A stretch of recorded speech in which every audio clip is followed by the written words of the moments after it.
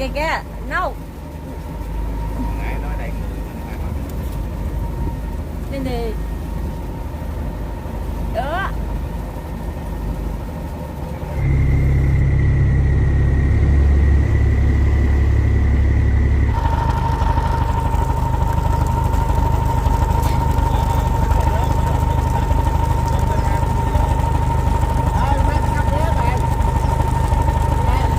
Con mắt của cái ghe nó sắp rớt rồi. Ừ,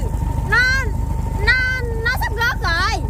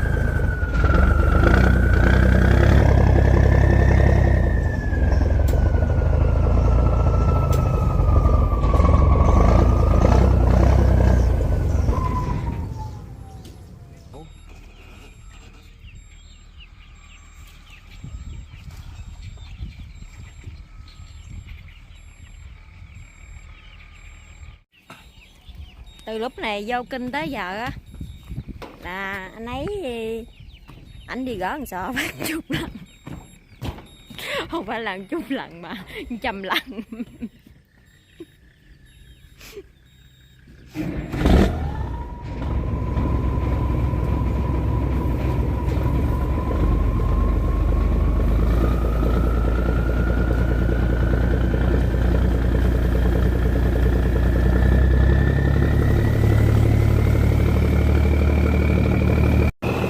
Tới cây lúa của em rồi nghe mấy anh chị, bây giờ em mới quay đầu xong rồi, bây giờ chạy lại cây lúa đó để xuống.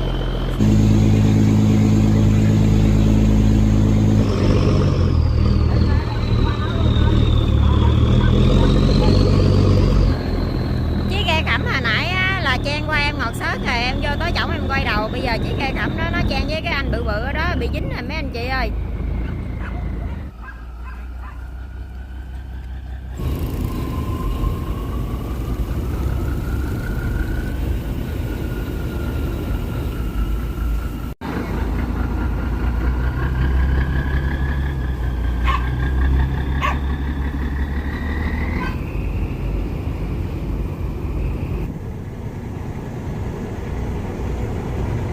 Bị đau chân rồi nó đi không có nổi.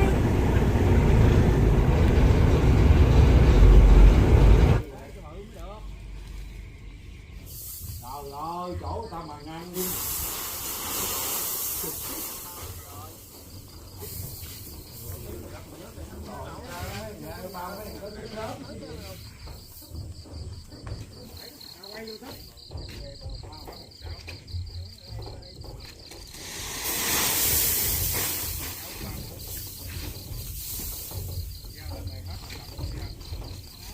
Khổ kỹ kỹ á, nó dính miệng có lãi gì đó.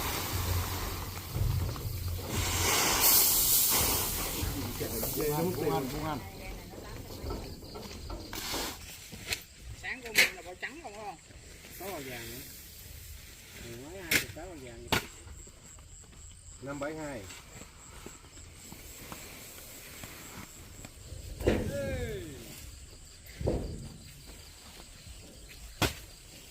Trên hoàn thành là nó chắc lúa không bằng cái này đâu. 562. Ủa hả? Cháu ơi, tươi. 610. 525. 558. 561. Mình đi dùng cái giò nó cái đó lỡ dữ lắm ngon luôn á.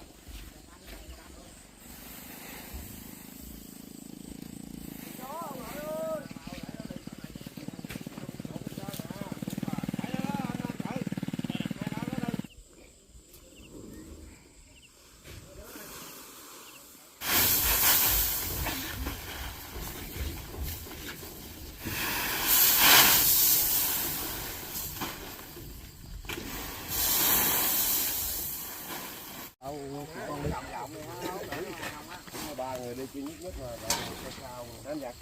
Hai con lợn bao 515. 515.